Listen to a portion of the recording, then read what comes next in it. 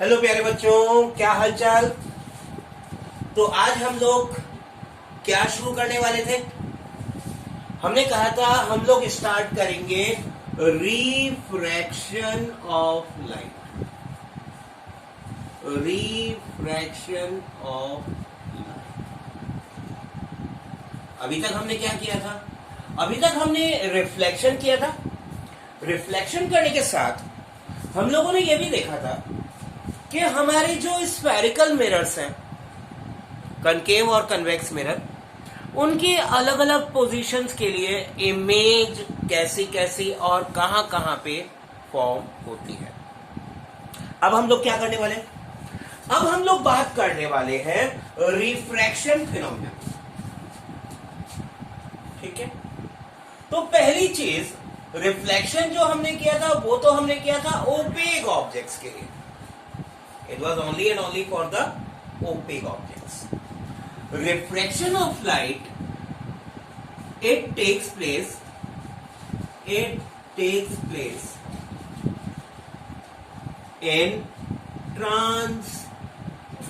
transparent objects. जितने भी transparent objects हैं उनमें होता है भाई रिफ्रैक्शन का फिनोमेना। तो ये जो फिनोमेना है, phenomena of refraction, will take place only and only in all transparent objects और मीडियम्स।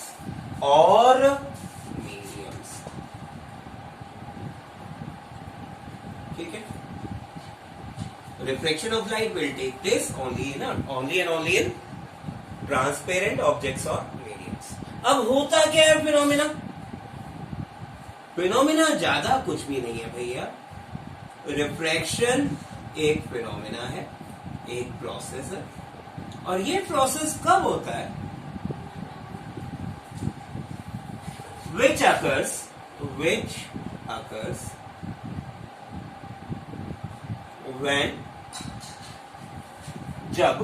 when light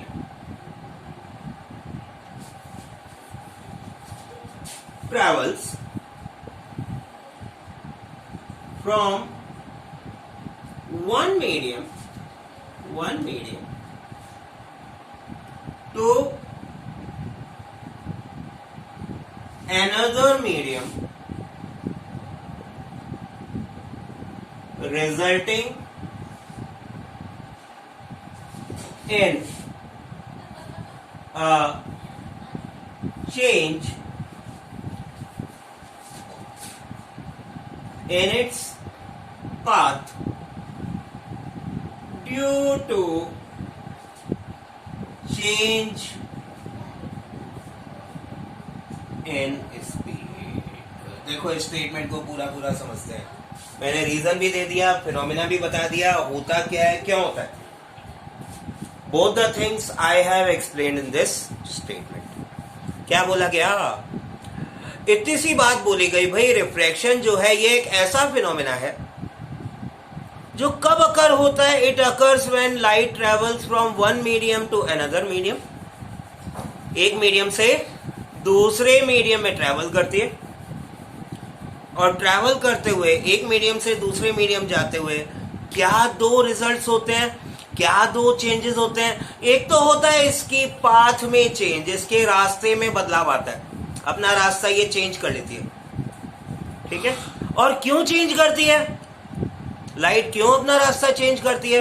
बिकॉज इसकी स्पीड चेंज हो जाती है। बिकॉज इसकी स्पीड चेंज हो जाती है। स्पीड चेंज होने के कारण लाइट की प्रॉपर्टी आपने क्या पढ़ी थी? लाइट की प्रॉपर्टी थी रेक्टिलिनियर प्रोपेगेशन। चैप्टर के स्टार्टिंग में भी हमने डिस्कस किया था रिफ्लेक्शन ऑफ लाइट में। ठीक है, तो जो रेक्टिलिनियर प्रोपेगेशन है, मीनिंग एक स्ट्रेट लाइन में चलने की प्रॉपर्टी, उस पाथ से ये लाइट डेविएट हो जाती है, चेंज हो जाती है, इसकी पाथ बदल जाती है, और पाथ बदलने के कारण हम कहते हैं reflection has taken place. Right? For for example suppose यहां मेरे पास एयर है, ये हवा है, here we have water, any other liquid alcohol, any other liquid turpentine oil, right. यहां पे क्या है हमारे पास? एयर। यहां पे क्या है? Liquid, any liquid, take water, it may be glass, it may be turpentine oil, it may be alcohol, it may be ether, it may be castor oil, it may be any liquid, right? Okay. अब क्या हुआ? Light आई, ये light रे, incident ray, rectilinear propagation के हिसाब से इसको कहां जाना चाहिए था सर? बिल्कुल सीधे जाना चाहिए था, इस तरह से, बट ये ऐसे नहीं जाती, ये ऐसे नहीं जाती। ये क्या करती है? हम इस पॉइंट पे सरफेस के परपेंडिकुलर एक लाइन बनाते हैं जिसको हम क्या कहते हैं? नॉर्मल। इसको हम बोलते हैं नॉर्मल। और ये लाइट रे जो है, ये लाइट रे स्ट्रेट लाइन जाने के बजाय नॉर्मल की तरफ बेंड कर जाती है। तो इसने क्या किया? अपनी पाथ, स्ट्रेट पाथ चेंज करके थोड़ी अलग पाथ एक्वायर कर ली, थोड़ी अलग पाथ एक्वायर कर ली। और ये अलग पाथ क्यों एक्वायर कर रही है? बिकॉज एक मीडियम से दूसरे मीडियम जाते समय इसकी स्पीड चेंज हो रही है, इसकी स्पीड चेंज हो रही है, राइट। तो हमारा जो रिफ्रैक्शन फिनोमेना है, रिफ्रैक्शन फिनोमेना इतना ही बोलता है कि change in the path of light whenever it is entering from one medium to another medium. अब वो चेंज इन पाथ के रूल्स क्या होंगे? चेंज इन पाथ के रूल्स क्या होंगे? तीन टाइप की बातें भैया, तीन टाइप की बातें हैं, समझ लो ध्यान से। तीन टाइप की बातें हैं, तीनों चीजें समझ लो। एक टर्म 9th क्लास में आपके पास आया था, डेंसिटी, मैटर के लिए, मैटर के लिए एक टर्म आया था डेंसिटी, ठीक है। अभी हमारे पास एक नया टर्म आ रहा है, पहले हम इसको डिफाइन करेंगे, ऑप्टिकल डेंसिटी।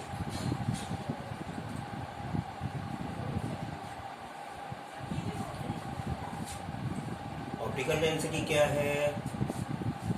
ऑप्टिकल डेंसिटी का बेसिक सा मीनिंग ये है कि अगर कोई भी मीडियम लाइट रे को जितनी आसानी से ट्रैवल होने देता है, जितनी आसानी से अपने अंदर ट्रैवल होने देता है मीडियम, उतनी उसकी डेंसिटी कम है।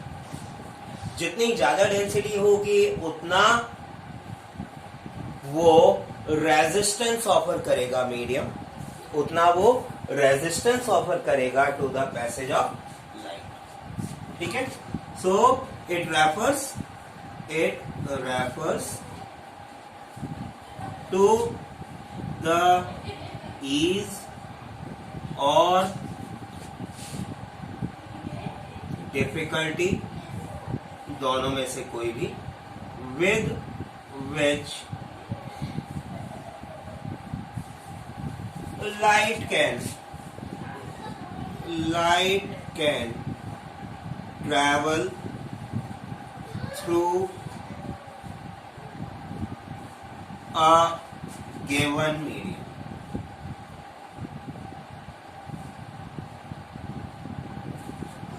ठीक, अगर ईज ऑफर कर रहा है, ज्यादा इजीली लाइट को प्रोपेगेट करने दे रहा है, तब तो डेंसिटी कम है, ऑप्टिकल डेंसिटी कम है। लेकिन अगर ज्यादा डिफिकल्टी वो दे रहा है लाइट को, यानी ज्यादा अपोजिशन दे रहा है, तो ऑप्टिकल डेंसिटी ज्यादा है। हम मटेरियल डेंसिटी से कहीं रिलेट नहीं करते ऑप्टिकल डेंसिटी को, ठीक है। ऑप्टिकल डेंसिटी का मीनिंग क्या हो गया? ऑप्टिकल डेंसिटी का मीनिंग है ईजनेस और difficulty with which a light रे can travel through a given medium. If it is traveling very easily without much difficulty, then the density is lesser. More difficulty, more density. More difficulty, more density. More difficulty, more density. Right? अभी हम देखते हैं the three rules which governs the change in the path of light. Basic rules दो ही हैं. Third is a particular case. The third one is a particular case. Right? So what are we going to understand? Rules which govern the change in path of light from one medium to another medium. एक medium से दूसरे medium में enter होने वाली light रे को उसकी path में होने वाले चेंजेस के लिए जो रूल्स गवर्न करते हैं, जिन रूल से हमें मालूम पड़ेगा इसका डायरेक्शन किस हिसाब से चेंज होगा, वो रूल अब हम समझने वाले हैं.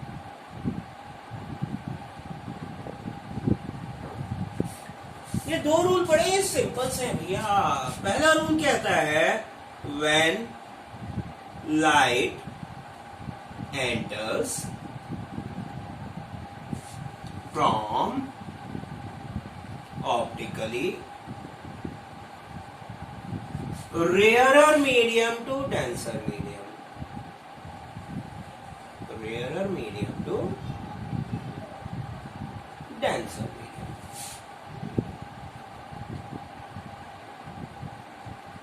जब लाइट रे ट्रैवल कर रही है एक रेयरर मीडियम से डेंसर मीडियम की तरफ, एग्जांपल ले लेते हैं भाई. एग्जांपल के लिए हमने अभी जो बात की थी, एयर में से लाइट ट्रैवल करना शुरू हुई. ये ऊपर एयर है, नीचे हम ले लेते हैं पानी. रे पानी, पानी का रंग सिंपल साफ ट्रांसपेरेंट. ठीक है, ये आ गया water. Here it is 1. And light ray is incident obliquely on it. Obliquely means कुछ एंगल पे है. Air water surface, air water interface, ये वाटर का सरफेस इसके साथ कुछ एंगल पे आ रही है. 0 डिग्री पे नहीं है, 90 डिग्री पे नहीं है, उनके अलावा कोई एंगल. ठीक है. अब यहां ये लाइट रे किस डायरेक्शन में जाएगी, इसके लिए सबसे पहले हम क्या करेंगे, ये जो इंटरफेस है, ये जो सरफेस है, सेपरेट कर रहा है दोनों मीडियम को, इस सरफेस के ऊपर एक परपेंडिकुलर लाइन ड्रॉ करेंगे. इस परपेंडिकुलर लाइन को हम क्या कहते हैं, नॉर्मल. इस परपेंडिकुलर लाइन को हम कहते हैं नॉर्मल. ठीक है. हम कह रहे हैं लाइट रे कहां से एंटर कर रही है, रेयरर टू डेंसर. एयर कैसा है, rare. Air is water is denser.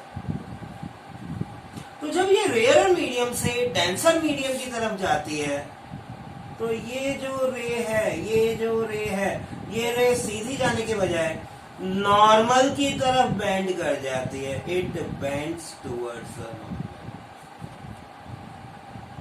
When light enters from optically rare medium to denser medium, it bends towards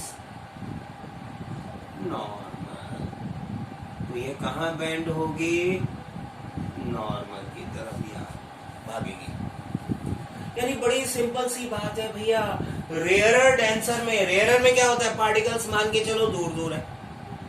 denser में डेंसिटी, भीड़ भाड़ बढ़ गई, भीड़ बढ़ते रे को नॉर्मल की याद आती है. वो कहती है भीड़ ज्यादा हो गई, भीड़ ज्यादा हो गई, now I am moving towards normal. और रीजन इसका क्या है, रीजन इसका ये है भैया, डेंसर मीडियम में जाके स्पीड ऑफ लाइट डिक्रीज हो रही है. डेंसर मीडियम में जाके स्पीड ऑफ लाइट कम हो रही है, डिक्रीज हो रही है। स्पीड ऑफ लाइट डिक्रीज होने के कारण, स्पीड ऑफ लाइट डिक्रीज होने के कारण it is bending towards the normal, it is bending towards the normal. Simple simple. Rule number 2 क्या बोलता है? रूल नंबर 1 कॉपी कर लो जल्दी से, पॉज मार के कॉपी मारो। मिटा रहा हूं मैं, चलिए पूरा नहीं मिटाऊंगा, फिगर मिटा रहा हूं। रूल में जरा सा चेंज करूंगा। एक तो इसका number, rule number 2 when light enters from optically denser to rarer, उल्टा काम होगा, it bends away from normal। उल्टा काम कर लेते हैं इस बार, उल्टा काम कर लेते हैं इस बार। हमारे पास क्या है, यहाँ एक वाटर ट्रफ भरा हुआ है, ये पानी, ग्लास भी हो सकता था इसकी जगह, और यहाँ नीचे है एयर, इधर एयर इधर वाटर। एंड इस बार वाटर यानी डेंसर मीडियम में से लाइट रे ट्रेवल कर रही है through towards air, that is rarer medium. ये हमने क्या ड्रॉ किया है, परपेंडिकुलर यानी नॉर्मल, परपेंडिकुलर यानी नॉर्मल। यहां लाइट रे क्या करेगी, इधर लाइट रे क्योंकि डेंसिटी डिक्रीज हो रही है, it will not go along straight line। Straight path इसकी क्या थी, ये थी स्ट्रेट पाथ, और ये कहती है अब मुझे दूर भागना है, it will bend away from the normal, it will bend away from the normal. तो बहुत सिंपल से दो रूल हैं भैया। लाइट जब भी रेयरर से डेंसर मीडियम में एंट्री मार रही है तो वो एंट्री मारते हुए नॉर्मल की तरफ बेंड करती है। रेयरर से डेंसर में आ रही है नॉर्मल की तरफ, डेंसर से रेयर में जा रही है नॉर्मल से दूर, डेंसर से रेयरर में जा रही है नॉर्मल से दूर भागती है। ठीक है, दो रूल सिंपल। सर आपने 3 बोले थे, तीसरा इन दोनों का कॉम्बिनेशन है। उस कॉम्बिनेशन में यह बोला गया चाहे डेंसर से रेयरर मीडियम में जाए, चाहे तो डेंसर से रेयरर में जाए, या रेयरर से डेंसर में जाए, बट एक लाइट रे, एक इंसिडेंट लाइट रे अगर अलोंग नॉर्मल है,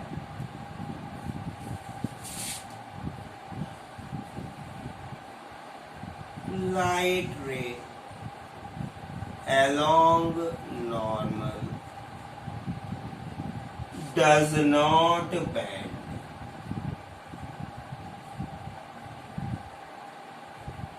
at all। अगर कोई भी लाइट रे दो मीडियम के सेपरेशन सरफेस पे परपेंडिकुलरली इंसिडेंट होती है, कोई भी लाइट रे दो मीडियम्स के सेपरेशन सरफेस पे परपेंडिकुलरली इंसिडेंट होती है, वो लाइट रे बिना बेंड हुए सीधी गुजर जाती है।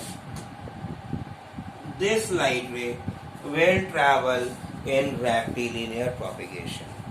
This is an exception kind of thing to refraction phenomena। So when we say what is the angle of incidence for no refraction to take place, the angle of incidence is 90 or 0? Angle of incidence is 0 degree, because angle of incidence हम किसको बोलते हैं? Angle of incidence हमने बोला था भैया incident ray और normal के बीच का एंगल है, यहाँ पे इंसिडेंट रे भी इसी डायरेक्शन में है, नॉर्मल भी इसी डायरेक्शन में है, इन दोनों के बीच का एंगल 0 डिग्री है। और क्योंकि इन दोनों के बीच का एंगल 0 डिग्री है, they both are parallel to each other, they are overlapping each other, having 0 degree angle, so we say angle of incidence 0 के लिए, एंगल ऑफ इंसिडेंस 0 के लिए there is no bending of light. For angle of incidence to be 0 degree, there is no bending of light at all. तो प्यारे बच्चों, refraction से related हम लोगों ने क्या बात समझी, एक फास्ट रीकैप लेने की आदत डालते हैं। पहली बात हमने समझी भैया, रिफ्रैक्शन क्या है? रिफ्रैक्शन है change in the path of light when it travels from one medium to another medium. किस कारण हो रहा है? कॉज क्या है?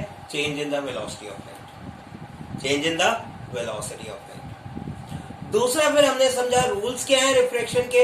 रूल्स के केस में हमने समझा whenever light ray is travelling from rarer to denser, उल्टा काम, rarer to denser, it is bending towards the normal. Denser medium में जाते हुए नॉर्मल की तरफ बेंड होती है। Whenever it is travelling from denser to rarer, it bends away from the normal. Exception क्या देखा, बेंडिंग कब नहीं होगी?